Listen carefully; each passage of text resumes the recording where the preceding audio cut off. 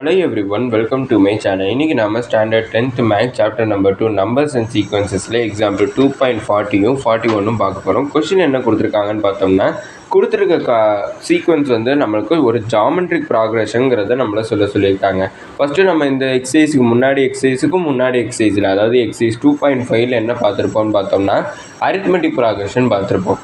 ஒரு கொடுத்துருக்கக்கூடிய சீக்வன்ஸ் வந்து அரித்மெட்டிக் ப்ராக்ரஷனுங்கிறது சொல்லணும்னா d is equal to t2 minus t1 கண்டுபிடிப்போம்.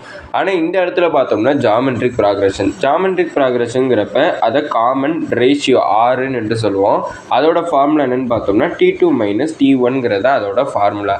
இப்போ அதை யூஸ் பண்ணி நம்ம இங்கே ஜாமெட்ரிக் ப்ராக்ரஷன் செக் பண்ண போகிறோம். இதில் ஃபஸ்ட் சப்டிவிஷன் பார்த்தோம்னா 7, 14, 21, 28 கொடுத்துருக்காங்க. ஃபஸ்ட்டு நான் t2 பை t1 வந்து கண்டுபிடிக்க போகிறேன். t2 வந்து பார்த்தோம்னா 14, t1 வந்து பார்த்தோம்னா 1. அப்படின்னா இது 7 1 சார், இது 7 2 சார். அப்படின்னா ஆரோட வேல்யூ 2 கிடச்சிருக்கு. அடுத்து r is equal to t3 by t2 வந்து கண்டுபிடிக்க போகிறேன். t3 வந்து பார்த்தோம்னா 21, t2 வந்து பார்த்தோம்னா 14. அப்படின்னா இது 7 2 சார், இது 7 3 சார். அப்படின்னா இங்கே எனக்கு 3/2 வந்து கிடச்சிருக்கு. அப்படின்னா இங்கே பார்த்தோம்னா எனக்கு காமன் டிஃப்ரென்ஸ் அதாவது காமன் ரேஷியோ வந்து பார்த்தோம்னா எனக்கு டிஃப்ரெண்ட் ஆகிருக்கு. இங்கே 2 இருக்குது, இங்கே 3/2 இருக்குது. எனக்கு காமன் ரேஷியோ சேமாக இருந்தால் தான் வந்து நம்மளுக்கு அது ஜாமெட்ரிக் ப்ராக்ரஷன். இங்கே டிஃப்ரெண்ட்டாக இருக்கிறதுனால இட் இஸ் நாட் ஜிபி. அடுத்தது செகண்ட் சப்டிவிஷனில் 1/2 1 2 4 வந்து கொடுத்துருக்காங்க. First r is equal to t2 by t1 கண்டுபிடிக்க போகிறேன். t2 வந்து பார்த்தோம்னா 1, t1 பார்த்தோம்னா 1/2. அப்படின்னா 1 இன்ட்டு இதை ரெசிப்ரோக்கல் எடுத்தோம்னா 2/1 கிடச்சிருக்கும். அப்படின்னா 1 2வையும் மல்டிப்ளை பண்ணால் 2.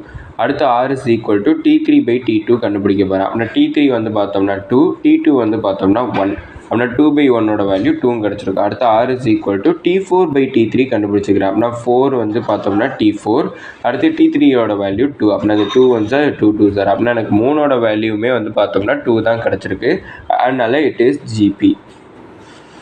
அடுத்தது தேர்ட் சப்டிவிஷனில் என்ன கொடுத்துருக்காங்கன்னா 5, 25, 50, 75 கேட்டிருக்காங்க. அப்படின்னா r is equal to t2 by t1ங்கிறது ஃபார்முலா. இங்கே t2 வந்து பார்த்தோம்னா 25, t1 பார்த்தோம்னா 5. அப்படின்னா இது 5 1 சார், இது 5 5 சார். அப்படின்னா எனக்கு ஆரோட வேல்யூ 5 கிடச்சிருக்கு. அடுத்து r is equal to t3 by t2. t3 வந்து பார்த்தோம்னா 50 டிவைட் பை t2 வந்து பார்த்தோம்னா 25. அப்படின்னா இது 25 1 சார், இது 25 2 சார். அப்படின்னா ஆரோட வேல்யூ 2 கிடச்சிருக்கு. இங்கே ஆரோட வேல்யூ 5, இங்கே ஆரோட வேல்யூ 2ங்கிறப்ப எனக்கு டிஃப்ரெண்ட்டாக இருக்குது. அப்படின்னா it is not a GB. இதோட இந்த எக்ஸாம்பிள் 2.40 முடிஞ்சிச்சு. அடுத்த எக்ஸாம்பிள் 2.41. அடுத்த எக்ஸாம்பிள் 2.41ல் கொஷின் என்ன கொடுத்துருக்காங்கன்னு பார்த்தோம்னா, எனக்கு ஃபஸ்ட்டு டேர்ம் அதுக்கப்புறம் காமன் டிஃப்ரென்ஸோட வேல்யூ வந்து 2 சப்டிவிஷன்ஸாக வந்து எனக்கு கொடுத்துட்டாங்க. என்ன கண்டுபிடிக்கணும்னா ஜாமெட்ரிக் ப்ராக்ரஷனோட அந்த சீக்வன்ஸ் என்னங்கிறத நம்ம கண்டுபிடிச்சா போதும்.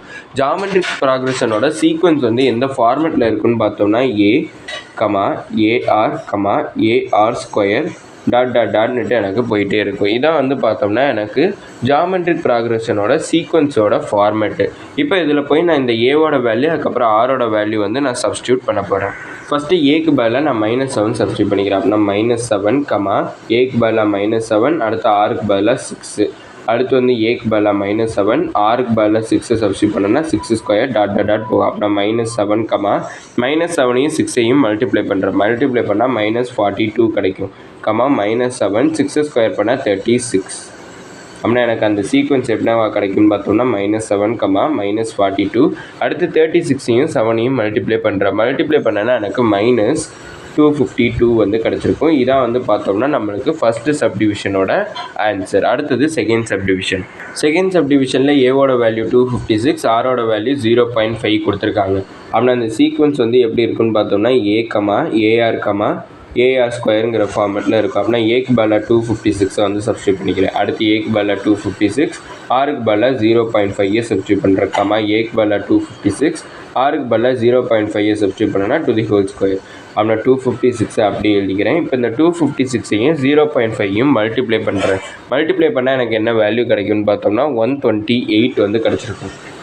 அடுத்து 256. அடுத்து இந்த 0.5ஐ ஸ்கொயர் பண்ணுறப்ப 0.25 வந்து கிடச்சிருக்கும் அப்படின்னா 256 அதுக்கப்புறம் 128. இப்போ இந்த 256ஐயும் 0.25ஐயும் மல்டிப்ளை பண்ணால் எனக்கு 64 வந்து கிடச்சிருக்கும். அப்படின்னா செகண்ட் சப்டிவிஷனோட ஜாமெட்ரிக் ப்ராக்ரஷனோட சீக்வன்ஸ் என்ன மாதிரி இருந்திருக்குன்னு பார்த்தோம்னா 256, 128, 64ங்கிற ஃபார்மேட்டில் இருக்கும். இதோட இந்த வீடியோ முடிஞ்சிச்சு. மறக்காம நம்ம சேனலை சப்ஸ்கிரைப் பண்ணி சப்போர்ட் பண்ணுங்கள். நீங்கள் கொடுக்கக்கூடிய ஒவ்வொரு சப்ஸ்கிரைபும் எனக்கு மிகப்பெரிய சப்போர்ட்டாக. அப்புறம் இந்த வீடியோ பிடிச்சிருந்துச்சுன்னா லைக் பண்ணிங்க. அதுக்கப்புறம் ஏதாச்சும் டவுட்ஸ் இருந்தாலோ நான் ஏதாச்சும் இம்ப்ரூவ் பண்ணணும்னு நினச்சிங்கனால அதை மறக்காமல் கமெண்ட் செக்ஷனில் சொல்லிடுங்க. தேங்க்யூ.